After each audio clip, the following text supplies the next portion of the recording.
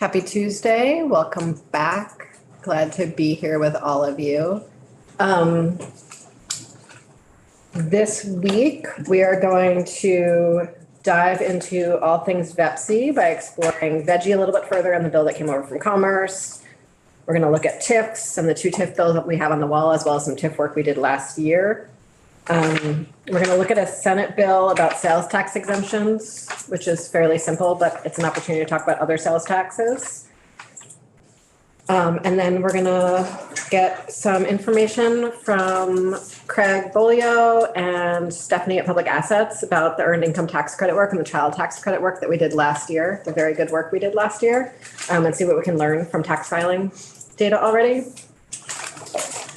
Wednesday afternoon, we're going to join two other committees to hear about a CTE education report because there's a bunch of financing stuff in there that's related to the Ed Fund. And then we're going to talk more about pass-through entities and the Vermont Universal Service Fund. So we're going to be able to spend a little time on stuff this week. It still feels very nice for me. I hope it feels nice for you. But before we jump into hearing from Chair Marcotte about veggie, tomorrow, Julia is going to ask the leave of the body to withdraw our amendment to the healthcare compact bill, to withdraw that amendment with the fees on it. And we're just going to let the Senate take care of that on our own without us sending them something. And so we don't have custody of the bill. We are absolutely allowed to sort of, talk to Betsy on a bunch. We can absolutely have Julia take leave of the House.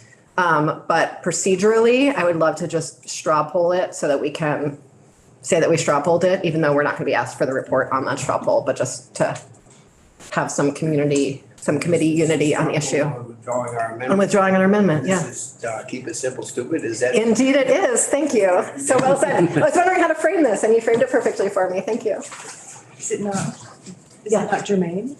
I think it's just sort of easier for the Senate to do it on their side and then send it back to us. I think it would be controversial. Well, I think it'll be controversial no matter what happens, as we might have seen last week, but yeah. Sort of share some of the, wasn't the DMV fees last week? Oh, yeah. That was last week, right? So was that you? Yeah, you standing there? Yeah, just sort of share a little bit of the wealth. Sure. Yeah. I'm okay with that. Okay, cool. Great.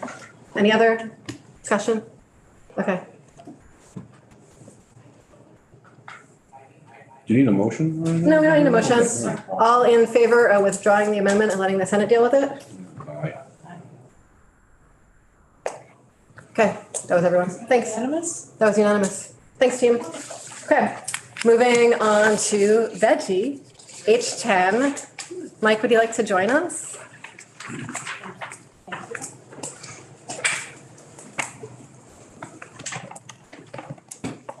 So I'm sorry, we got this bill when we were losing time, and so we didn't get to have you in last week or the week before. So I'm really grateful you can come in and tell us about all the hard work your committee did.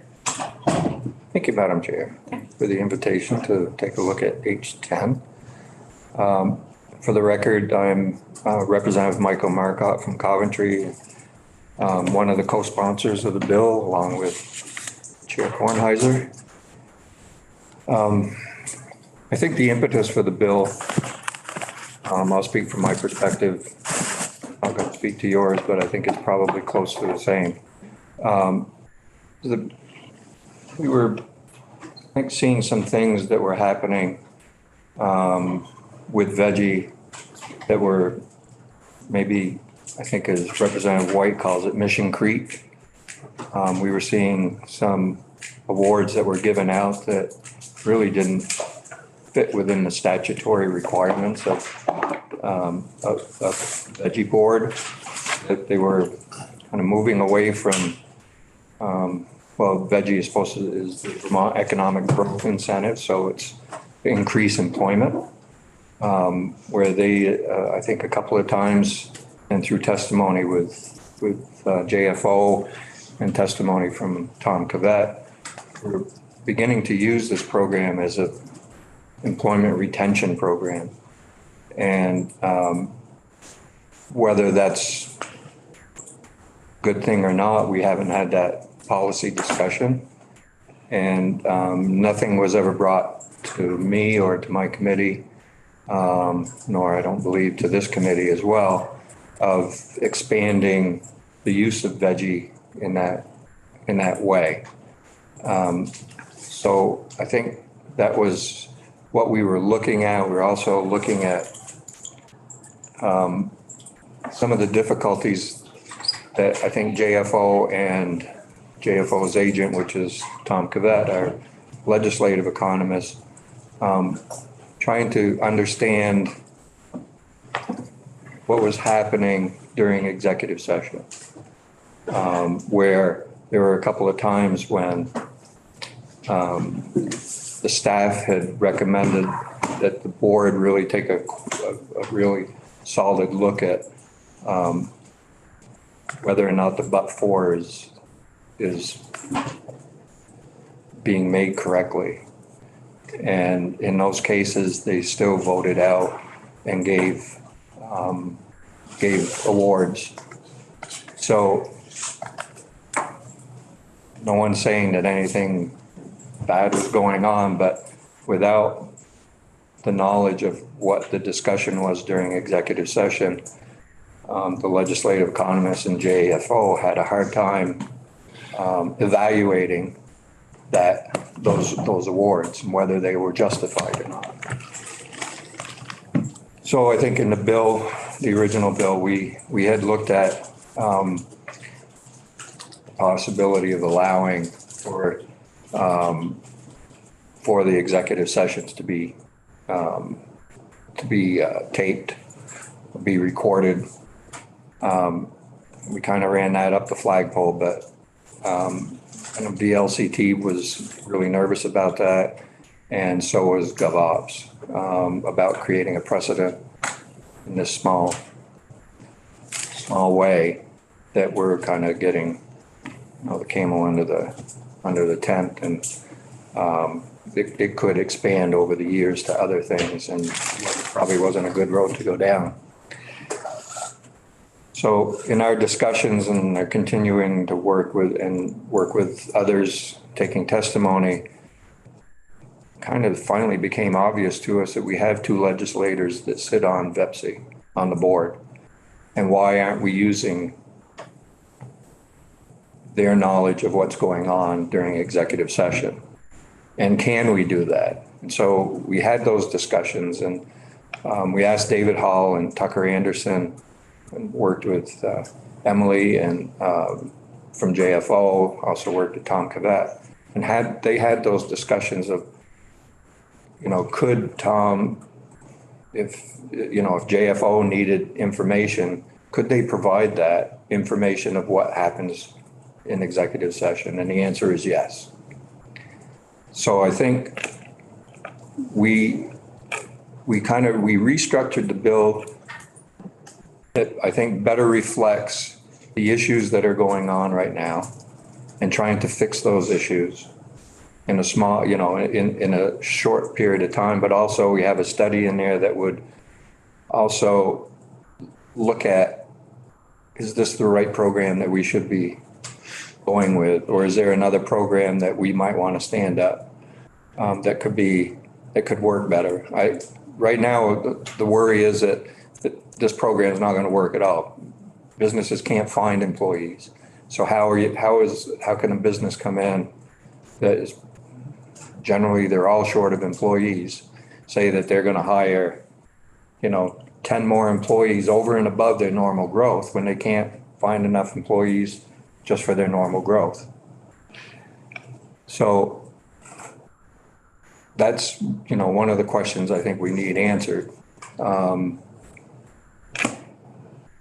We also talked about changing, the makeup of the board, having it more, still keeping it at 11, but only 6 for the governor, 5 on the legislative side. But I think we settled on not making those changes right now without knowing where we want to go down the road, whether this is, a program to continue. So we didn't want to start making those kinds of changes at this point till we actually know. On a side note, we did find out that the Agency of Commerce is commissioning a study that's going on right now on what would be a better way of providing economic growth in the state and incentives that the state can do to help that. So I think they're going to be looking at this. The drawback is it's not a legislative study being done. It's being done by the administration. But I think before we expend any money, I think this task force, if it becomes a task force, should take a look at that study before expending any dollars. Another issue that we found in the discussions that we had, we're finding that the VEPSI board was going into executive session and having discussions over and above what pertained to the executive session. So that they were talking about things that should have been discussed in open session. So we had those discussions with them. We were going to put some language in here, but I think they really received the message. I know that at the last meeting last week, the VEPSI meeting, the board invited their legal counsel to come in and go over what open meeting law is and how that works. There was also a suggestion from our legislative economist that, number one, we allow, or that we tell the VEPSI board that they will contract with the administrative economist in order to provide the background that needs to be done, all the work that needs to be done on figuring out the but-for and all of that they do. I think we found that when that changed of using the administration's economist to using an in-house economist, I don't know that that person was fully aware of how that system works. And so I think that's where we ran into some issues, or the board ran into some issues as well. So this in H10 requires that administrative economist to be hired by the VEPSI board under contract, but it also requires the administrative economist to be present during the executive sessions as well. In speaking with our legislative economist, this is how it was done when we first started Creative Veggie, and it works well. We also put language in there that the economist for the VEPSI board will consult with the legislative economist on any award $1 million and over, so that there's insight and they can discuss any problems or anything that they see and try to figure out if that's, if these are right way to go. We also added language in here that creates a little more transparency for the public. And these are changes that were recommended by the VEPSI board, so that once an award is approved, that there can be more reporting done to the public, so that they know who got the award, how much the award was for, how many employees that they're going to put on. We wanted to expand some of the reporting as well, so that have a better understanding of what these awards are doing. So we're looking at, how many jobs did it create from $25,000 to $50,000? How many jobs did it create of $50,000 to $75,000? Salary, you mean? Salary, yeah, right. And so we brought those ranges up in 25,000s.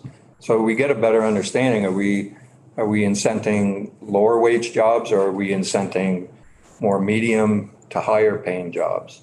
by allowing these tax incentives to go through.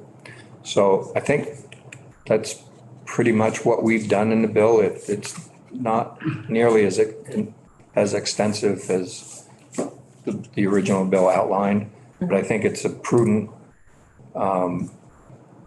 course for us to take and then see where we go from here.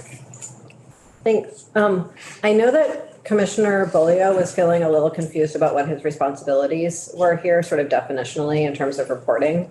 And so I just want to make sure before he comes in and asks us questions that I feel clear on the answers.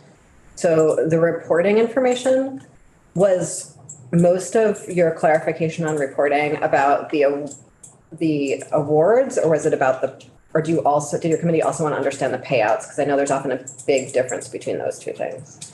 So I think as far as tax goes, we want to know more information than what they're able to give out right now. And so I think the reporting is twofold. It's what we want tax to report that they're not reporting now.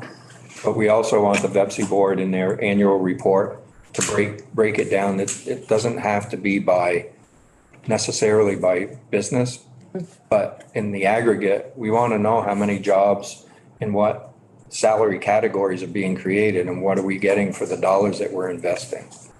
Okay, thanks. Anyone else have Representative?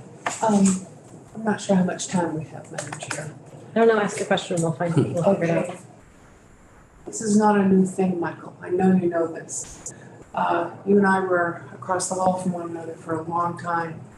And this question of how far VEPSI can go was discussed and discussed and discussed. We even had a couple of the past auditors investigate this. Both found that they felt there was an overstep. But the legislature was confused as to what action we could take, because there was the VEPSI board was supposed to be stepping in and overseeing. So I guess the bottom line, I'm very happy to know that there's been some movement here. Now, about the executive session, Kelly, every public board struggles with that. Select boards, school boards. It doesn't surprise me the VEPSI board is struggling with it too. So it sounds like having the lawyer come in to talk about it probably helped. The rules are clear if you read them. I mean, so good. I'm glad is that in the corrections that the lawyers will review, or has the lawyer already reviewed? Actually, at the last meeting, the lawyer was there reviewing the open meeting law with them. So originally, when we started redrafting, we had included that the lawyer, the attorney for the VEPSI board would be present at all executive sessions. We took testimony on that, and through that testimony was our opinion that that lawyer didn't need to be present for every executive session. Well, it's a cost. Well, and it could cause the VEPSI board the ability not to meet if they can't be there. Oh. Because if they're required to be there and they're not, they can't hold an executive session. I'll stop right there, but thank you. It sounds like these are needed improvements. Thank you for the effort. But, we had many discussions with our legislative attorney, and we struggled with the same. I think, the chair and I had talked, when we were drafting this, and we kept saying, well, what can we do to make them do what they're supposed to do? And really, there's nothing. It's spelled out clear in the law that it's a growth incentive, and that's all. And if you want to make it something more than that, then come back to us and let's have that discussion. But, you can't take it upon yourself to subvert the statute. What can we do about that? I guess the only thing we could do is sunset the program. And I don't think anybody wants to do that without replacing it with something, but that's pretty much all we can do. These are difficulties Ways and Means has struggled with for years. And I wanted to ask you about the economist. So do we now have 3 economists? The one hired by the administration, the one hired by the State House, and this new one hired by VEPSI? No, so the VEPSI, the economist that VEPSI has contracted is required to hire the executive economist, Jeff Carr. So this would require them. The economist that they were using was someone that was working in ACCD who has since retired. So they have since brought Jeff Carr back on again. Okay. And by the way, Jeff Carr was at their last meeting as well, last week. Representative Anthony, did you have something? Yeah, just real quickly, as I recall, part of the creep boiled down to dueling attorneys. That is to say, and I thank you for clarifying, if there's a question, it will be the AG's office who will decide whether VEPSI's behaving within the statute or not, because I gather there were conflicting interpretations. Well, that was in the original bill. Yeah. It's not in this Okay, draft. well, So the AG's office said no, thank you. yes, okay. right. And again, our legislative counsel said that can't make it any more plain than what's in statute, that this is a employment growth incentive, nothing more, nothing less. I'm not sure anyone will ever cure the suspicion that but for is manipulable. And Representative Maslin and I met with a member of the other body and Ms. Goldstein, 4 years ago. And I asked, isn't there a way to replace that with some other, here's what you promised to do. If you don't do it, there's a clawback. And so the burden is on the applicant to perform and never mind the second guessing and so on. It just seems to me that's bait for, or temptation, if you will, and never curable. It's the dog that didn't bark. Thanks. Yeah, I think originally, through the EATI program prior to VEGI, that was a huge problem because we were paying out prior to them performing and most of the businesses didn't perform. And I don't know if they're even still trying to claw back money from that. At least in this iteration, they have to perform. So they have to put the jobs on, they have to retain them in order to get the payment. But for, whether or not, they were going to put these employees on anyway in order to grow. It's just very subjective. We really don't know that. Looking at background growth, I guess that's how they determined that. But in any event, no, it's tough to prove. Representative Andrews and then Representative Taylor. I just wanted to sort of make sure that I understand the situation with Jeff Carr. Am I right that he works for the administration on a contract basis? Is Yes. that accurate? Yes. And you're also saying now he's going to be working for VEPSI board. the VEPSI board also on a contract basis. Yes. Do we feel like that puts him in a position potentially where his loyalty is split or difficult to suss out in certain situations? I don't think so. Prior to the economist that ACCD provided, he was the economist that was running the program. And he and Tom Cavett are the ones that created it. So I feel comfortable that those two being the ones that created the model are the right ones to run the model and to have those discussions of whether or not the model's being run correctly and all the variables that go into it. You mentioned that several attorneys from Ledge Counsel, Tucker, Anderson, and others looked into the question of what can be said about what was going on in executive session to others outside of executive session. How firm was their decision that they could, or was there controversy over that? No, there was no controversy. So the discussion that our legislators that sit on the VEPSI board, they would be talking to either JFO or to Tom Cavett, who are already sworn to keep all that information, because a lot of it's proprietary information, secret.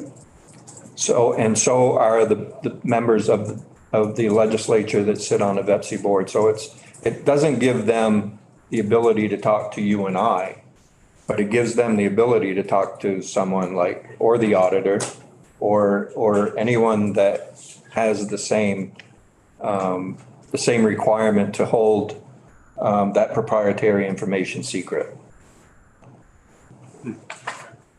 Yep, last one. I'm glad you said that modifier proprietary, because I think that's part of the issue. Yes. The board or anyone who votes should be able to apprehend what facts are available. And as long as they're not proprietary, as far as I know, the open meeting and executive is excess baggage. Correct. Thanks. Thank you so much. Really appreciate it. Yeah. So I think given sort of the bills that we have on the wall and where we are in the session, it makes sense to do sort of a overarching VEPSI bill that includes TIF reform and veggie reform in it. Okay. Sounds good. Great. Okay. Yeah. Thank you, Madam Chair. Thank you, committee. Be right back. Auditor Hoffer. Good afternoon, Madam Chair. Thank Hello. you for inviting me. Can you hear me all right?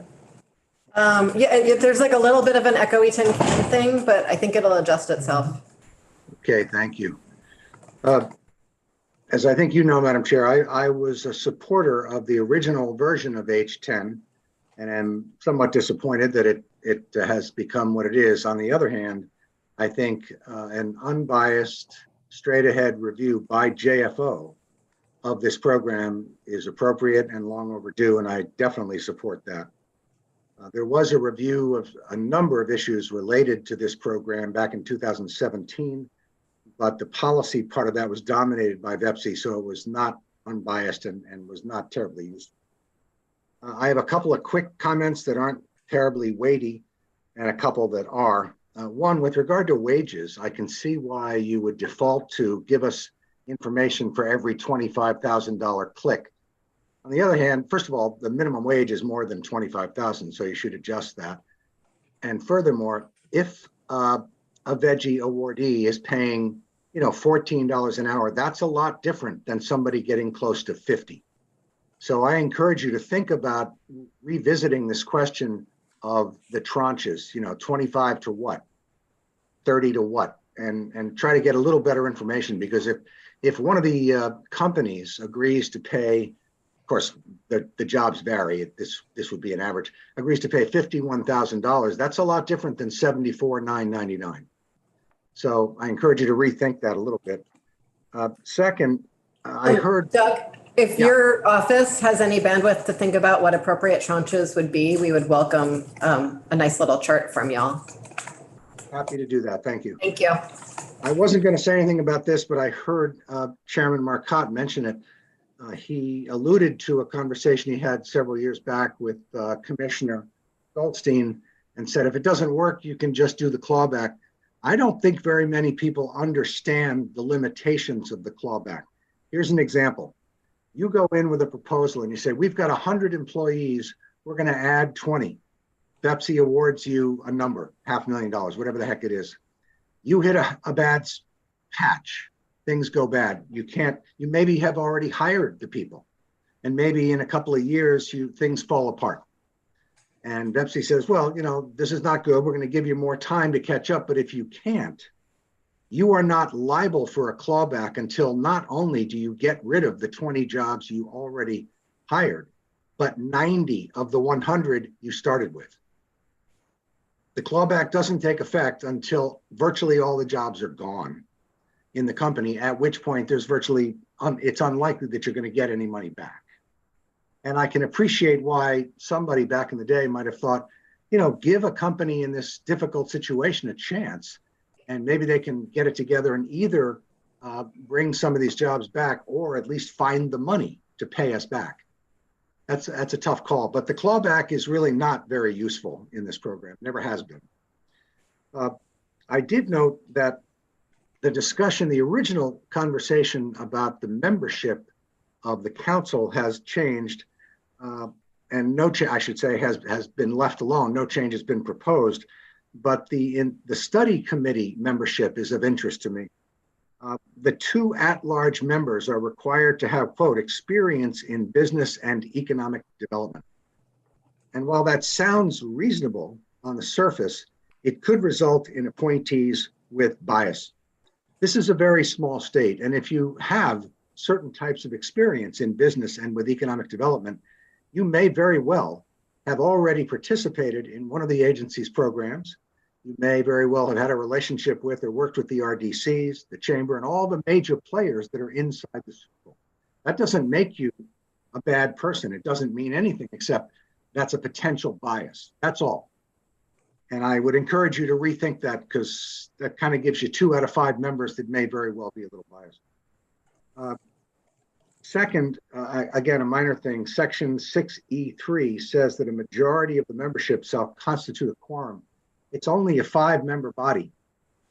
And while I doubt seriously that all 5 of those won't be there all the time, I expect they will. If stuff goes wrong and you have 3 people, do you really want important decisions by this entity made by 3 people? I would say no. And finally, 2 much more weighty issues. Back to this conversation that I am thankful that Chairman Marcotte brought up. I wrote a report several years ago about one of the instances where VEPSI approved a massive award for retention. And I did it as a case study. And it was really disturbing, honestly. I really believe they abused their power. But as I pointed out in the report, and I'll get back to it in a minute, there is no way to hold them accountable, because the statute says very clearly that decisions by VEPSI for this program cannot be appealed either administratively or judicially. So they gave away $5 million, and all you can do is throw up your hands. So I disagree with the chairman, Marcotte, on this. I think there is something you can do right now.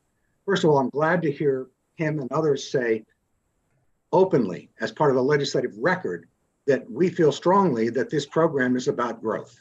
Put aside the but for the moment. You cannot, VEPSI, award money for retention.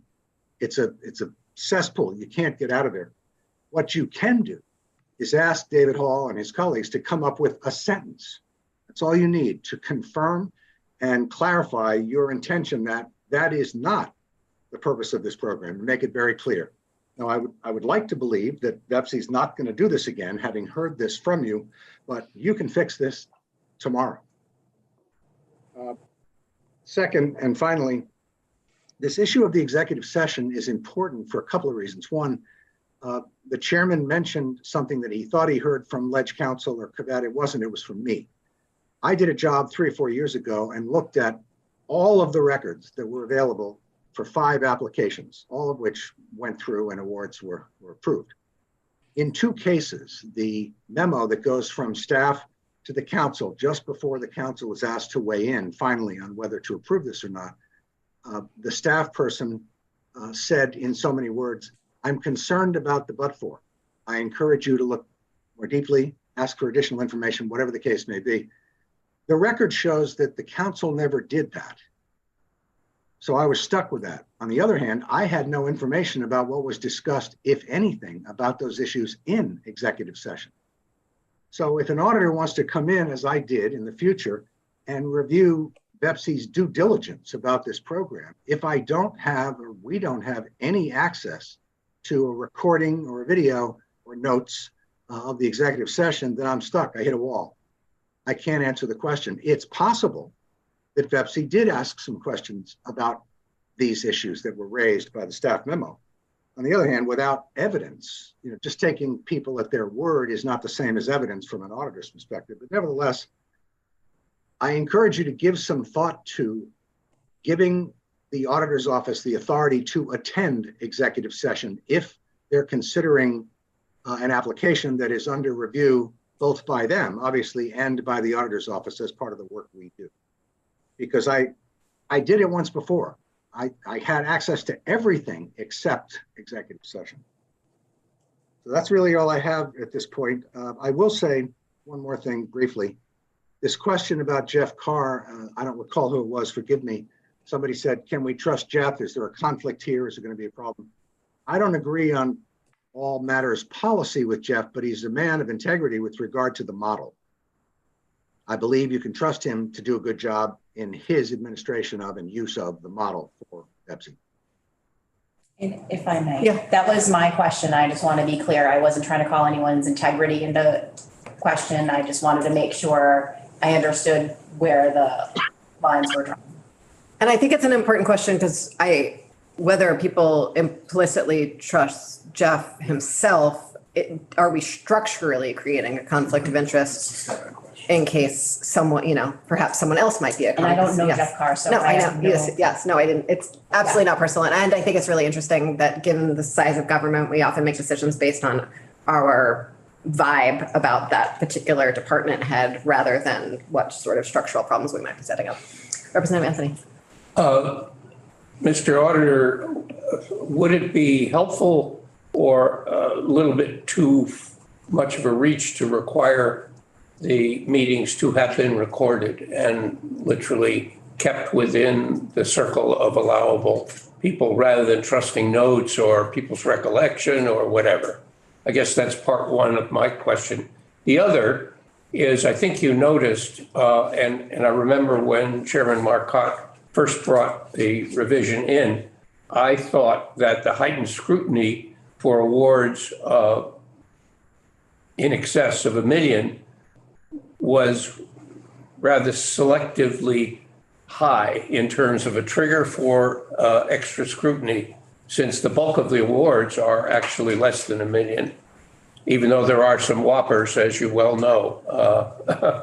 I think just for confidence in the program, saving the trigger for those high amounts, it doesn't necessarily cure the confidence issue, since the bulk of them are under $1 million. And for me, I just as soon hear what dollar value would you use rather than $1 million. It seems to me that's very small reassurance to review only a half a dozen or so. Yeah, I'll take that one first, and I agree with you completely. $1 million is too high a bar, especially when you look at the fact that while the original bill called for the elimination of the so-called enhancements, that's gone. So VEPSI still has the authority to effectively double awards. They don't always double it, but the enhancements, at least the labor market enhancements, are very substantial, often are very substantial, and get you up into the high six figures. So I might say not only lower the $1 million threshold, but add a provision that the legislative economist is asked to weigh in when the labor market enhancement is above a certain amount in every case. Because in my view, I have yet to see any information from any source that justifies those awards. None. And it's a problem. And I really like the fact that it was in the original bill. I'm sorry that it's gone. I have no doubt that it will be part of the study going forward. I look forward to seeing that. As to your first question, forgive me, I did not see Tucker's, don't mean to be personal, Tucker's testimony regarding, and also from the league and others, about why it would open the door to, terrible outcomes if VEPSI were allowed to record its executive sessions. I don't see that myself. This is an unusual entity in state government. They are effectively acting on your behalf, giving away millions of dollars with no oversight and no accountability. That's different than the city council, seems to me, although both are warrant respect. So I don't see that as a problem. I think they should record those meetings. They can retain them as they retain lots of other confidential information and make it available to the auditor if necessary and or JFO.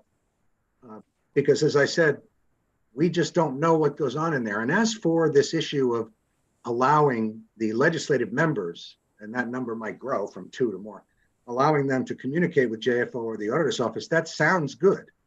On the other hand, human beings are not recording devices. I don't care how smart and attentive you were at any given meeting that might last an hour or 2 or more. If I ask you questions about that, you're going to give me your best recollection.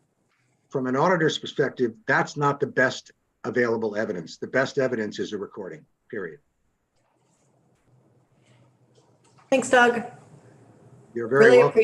Really appreciate you joining us today. Thank you. You're welcome to hang out and listen if you'd like. Thank you. Commissioner Bolia, you like to join us? Sure.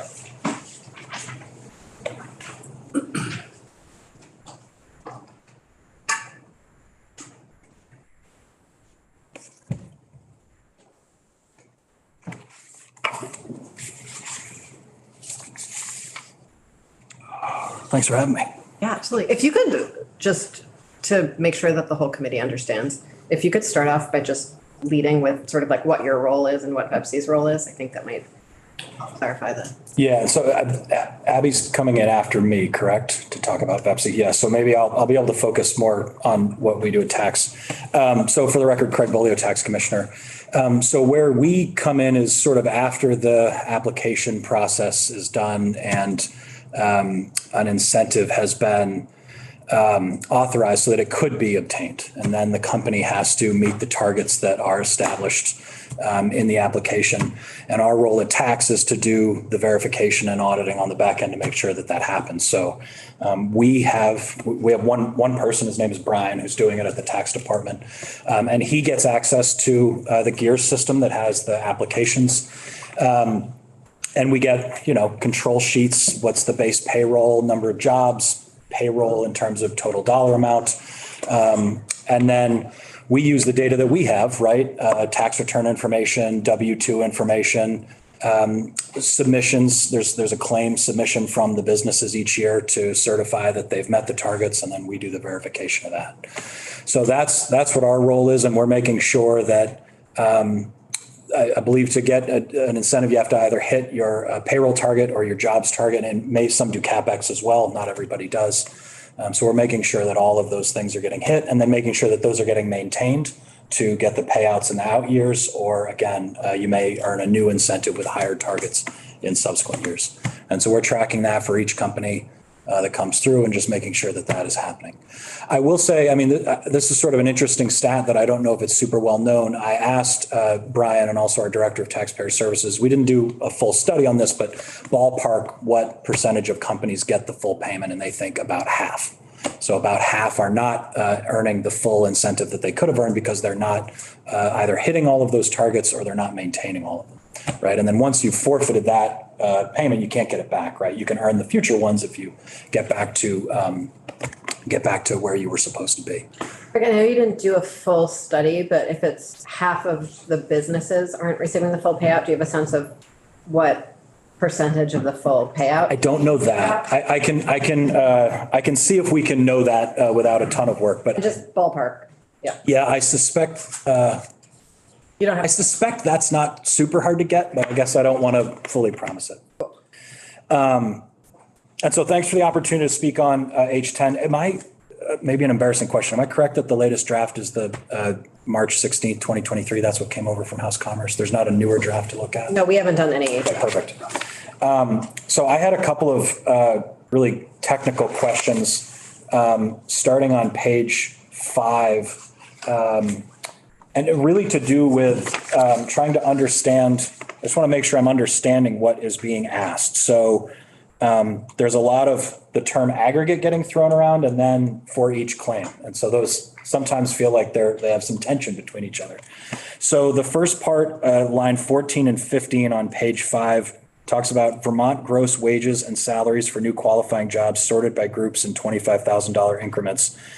On line 5, it looks like we would be reporting the amount per business for that for the applications not the claims.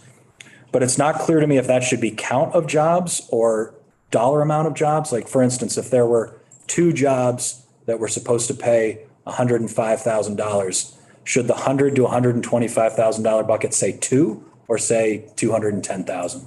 That wasn't clear to me. Below, it talks about the aggregated amount of new full-time employment anticipated to be created. So again, I'm thinking that's the dollar amount, but that's for everything, not necessarily in the brackets. So some clarity, I think, would be useful there. Apologies that I missed Chair Marcotte's testimony if that got explained there. And then similarly, starting later on that page and moving on to page 6, it talks about the following aggregate information for claims process, but then says the number of qualifying jobs for each approved claim and the number of new payroll and capital investment for each approved claim. So just making sure, like, are we talking aggregate or are we talking business by business each reporting point? Clarity on that would be useful for us. Clarity on your request for clarity, you would imagine that approved claim would be your jurisdiction? Or are you imagining that's sort of a step before you? Approved claim. So I imagine that approved application is people Right. who is like Are authorized to earn one. authorized to earn, and then approved claim means you have said, yes, this claim is legitimate, money goes out the door. I agree with But that. if there's more better words, we would love to hear those more better words. Following aggregate information. I think where I'm getting stuck is the following aggregate information. The word Should it aggregate. just say the following information for Okay. claims processed? Okay. What I'm also, what's also intriguing here is, I mean, I think originally when the administration came to House Commerce, we were talking more about, like, why not add more information for the claims process, right? Like, I know one of the areas that we've talked about a lot is the amount actually paid out.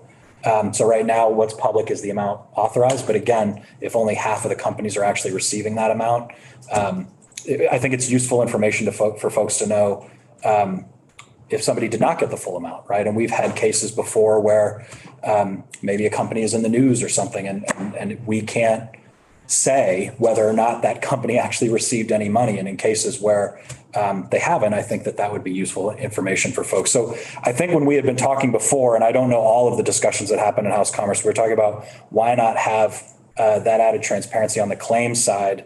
I'm not sure I'm the one to speak to challenges in aggregating all of that on the application side, but I do note that information for the claims side, such as how much is actually paid out, is not in here, which is interesting to me.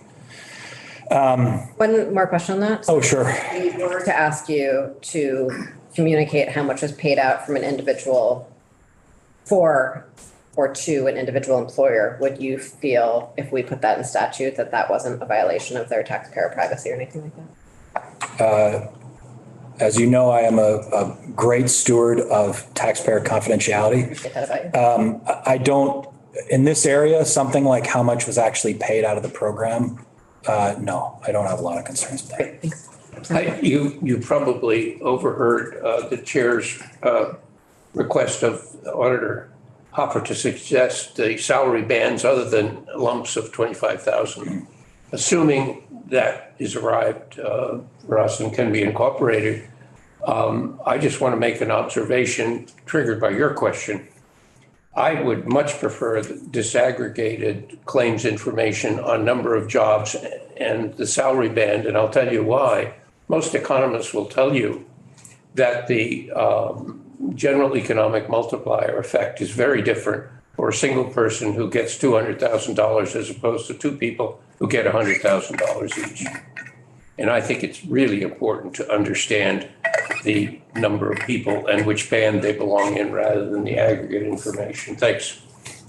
Talking Keynesians in here. I'm Marginal sorry. propensity to consume. We even pronounced it correctly.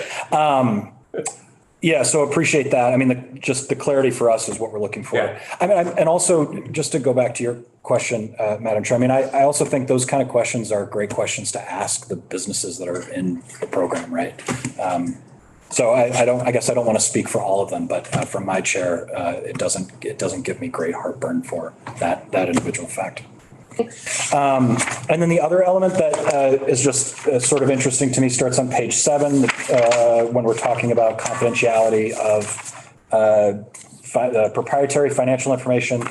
There's a new addition that says that a legislative member of the council can request that the information be provided to the Joint Fiscal Office. Still has all the provisions that the Joint Fiscal Office can't further disclose it. Again, just always looking for the brightest lines possible at the tax department in terms of what's confidential, what can be disclosed for what reasons to who. So I don't know what the intention was for that, of where the information is not getting to the Joint Fiscal Office, where the legislature is hopeful that it would, but just I don't fully understand the intention there. And if there's parameters around that provision that can be put in, I'd request that the committee be thoughtful about that. But it's just not entirely clear to me like where the ball is getting dropped today for that. So I guess I'm trying to understand, are you concerned that we are trying to authorize Joint Fiscal Committee to have, or the Joint Fiscal Office to have information that we're not putting a bright line around the confidentiality of for Joint Fiscal? Joint Fiscal Office. No, it's more about, I guess, often in our confidentiality statute, it's like talking about why we have that authorization. I don't fully understand the intent of the addition, like what's missing to that. Yeah. Fiscal Office to have that information. Well, I mean, the Joint Fiscal Office can get the information under current law by request of the Joint Fiscal Committee. Yes. Or Standing Committee of the General Assembly.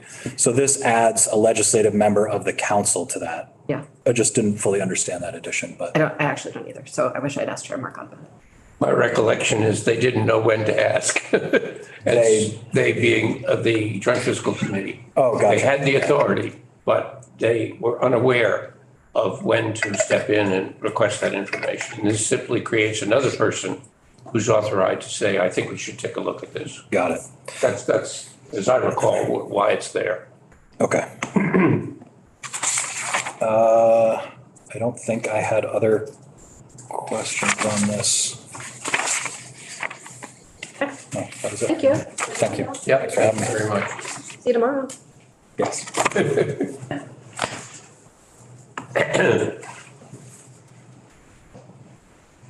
Ms. Sherman, hello. Bless you.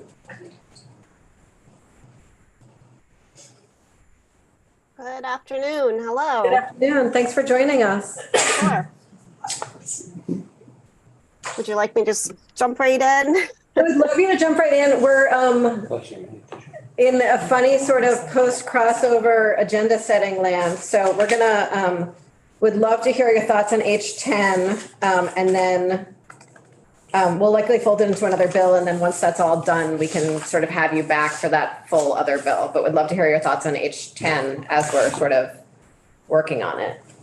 Sure.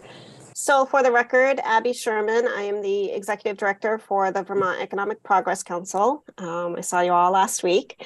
And I looked at this bill as from the point of view of somebody who needs to, as the person who administers at least the application part of the program. And I'm going to be echoing some of Commissioner Bolio's comments, as far as the reporting requirements. I listened in on, I think, all, if not most of the testimony by, that happened in House Commerce. And I feel like there's some confusion. There's a disconnect between what was discussed and what ended up in the bill. Even after listening to Representative Marcotte a few minutes ago, I'm still not convinced that the way that they wanted it to show in the bill is what actually happened. I thought that the intent was to have more information being released on the claims, on the actual data, as far as what companies, what jobs they added and the payroll bans, but that it doesn't really look like that's what's happened. So it's a little confusing there. Is there something you would want to add to it, Abby, to make it clearer? Well, I think that some of what ended up under the application part in terms of new qualifying jobs and gross wages and salaries, new full-time payroll. All of that is on what is anticipated to happen, but the discussion in the committee seemed to be focused more on what actually happened under the approved claims. I am concerned that leaving it the way that it is sort of changing the rules for the companies who have already come through and been approved and have one understanding, and now suddenly we'll be releasing information that they had thought was confidential. So that's an added concern. Are those two totally separate concerns? Because I heard you say one, you thought the committee's intention was to be releasing more about. Right. And I think that if it's left the way that it is, then. Can I finish my question? Because I want to make sure I'm understanding what you're saying. So I hear you saying one concern is that the committee did not go as far as they actually intended to in being clear about what information they want released in terms of what tax is approving and paying out in terms of payments. And I would be curious to see any language from you that you thought clarified it. And then you're moving on to a second thing where you're concerned that we're changing the rules midway for businesses that have already agreed to receive state funding, but might not have agreed to have us know how much state funding they're receiving? Not how much state funding, how many new jobs, how much new payroll that they intended to add based on their application. So my understanding in listening to the committee discussions and even listening to Representative Marcotte earlier is that they wanted that to be tied to the claims that were approved. But the way that the bill is drafted, it's actually tied to the applications. It's sort of in the wrong section. My understanding from Chairman Marcotte is they actually wanted both because the sort of move from A to B is sort of an important part of understanding the process. But is there something in the program that prevents a business from sort of leaving if they don't, once they've sort of received certain benefits, if they don't like how the program is running, they could sort of exit and not receive future benefits? Is it a long-term contract? I suppose that they could choose to leave if they would like to. I would hope, I would imagine that the committee that's not what they would like to see happen, that they, I mean, I can't imagine why the committee would like to change the rules on the business midstream after they've made certain commitments to grow in Vermont, suddenly change the rules on them that way. That would be concerning. Representative Anthony? I'm very hazy as to whether this is a worry over retroactively changing an approval that has already occurred by BEPC or going forward requiring a different level of detail of applicants. So help me figure out whether I'm being asked to worry about retroactivity or not.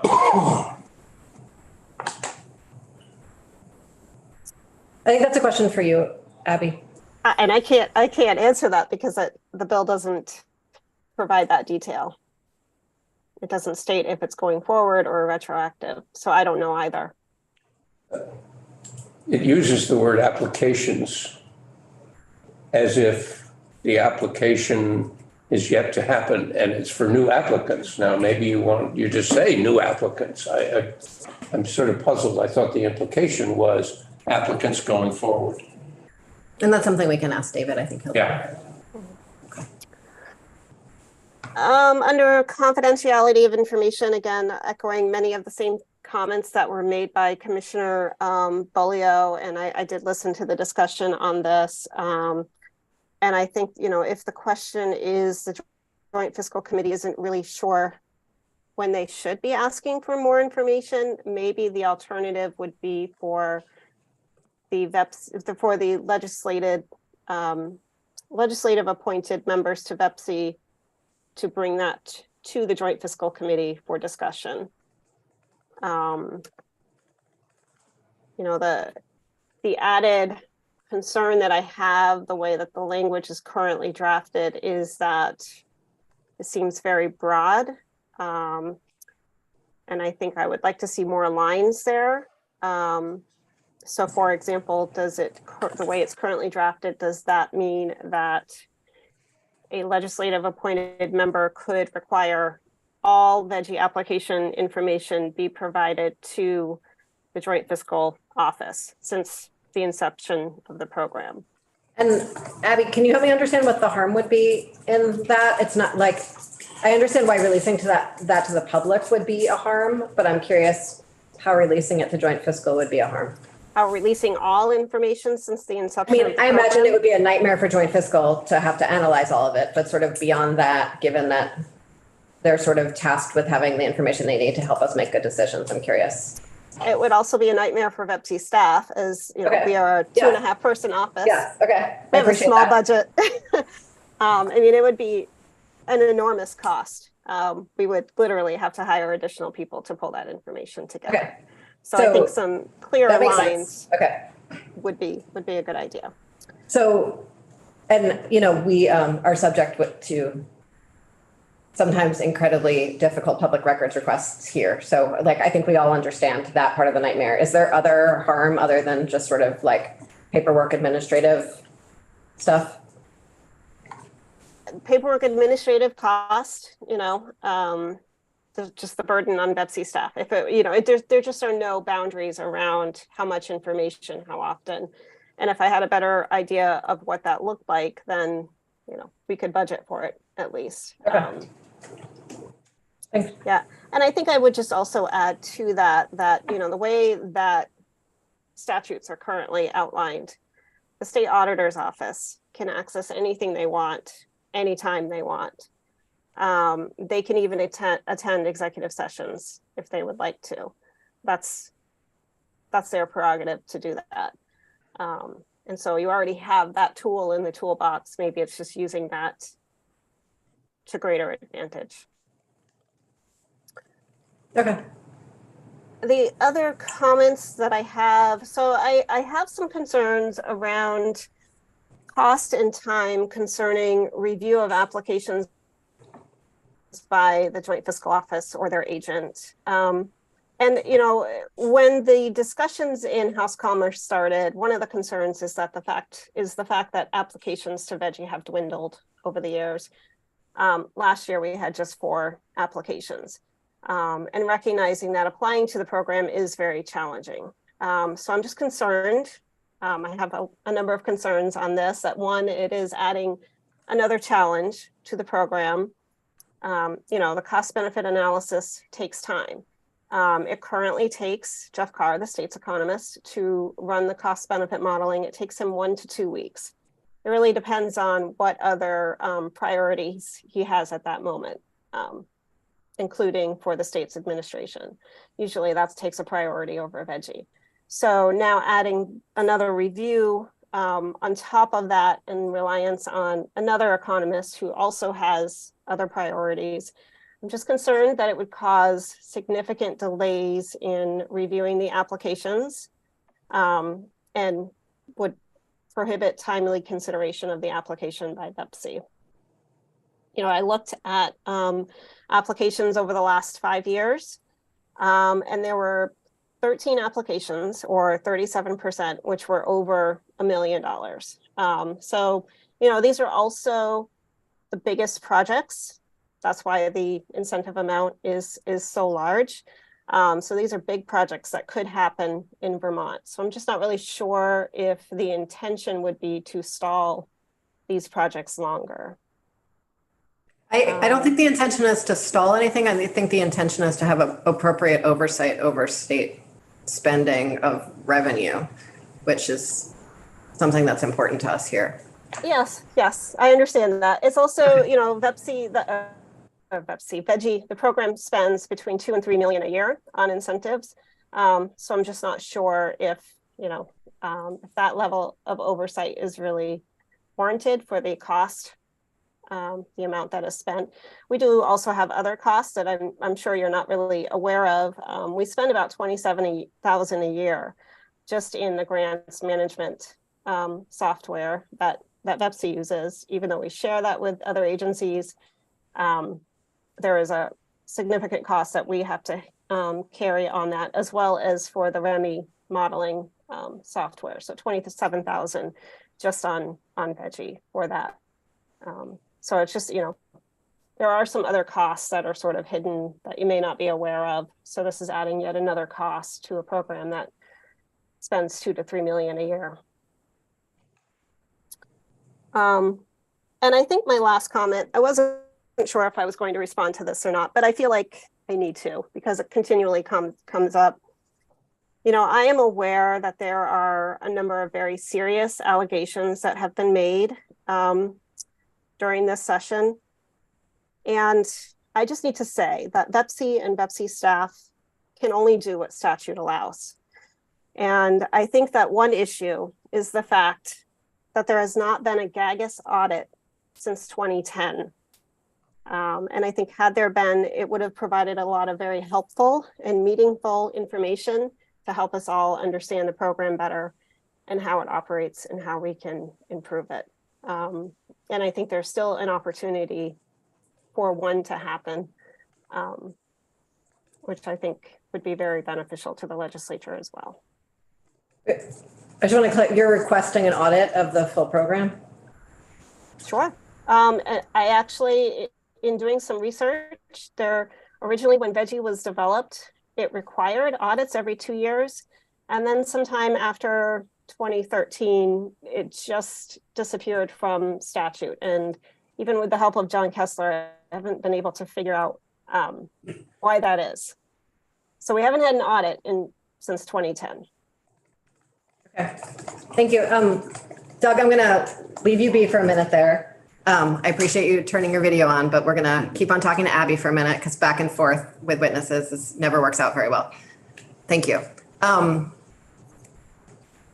Abby, is there anything else you wanted to share with us before we move on to the? That was it. Okay, and then we're gonna talk about the TIF report at 2:15, if you don't mind. As sort of a way of transitioning. And so given that we have a few minutes, it does seem that Auditor Hoffer has something he wants to share. Yeah, thank you. Just in response you, to Abby. Abby's comment, which she has mentioned before, the reports I did were not GAGAS audits because they didn't warrant that expenditure. I did the work myself. VEPSI was given an opportunity to challenge anything in those reports, and they did not do so. Those reports are based on the facts. Period. So this question of whether the review is GAGAS or not is irrelevant. Are the facts accurate is the only thing that matters. Thank you. Thank you.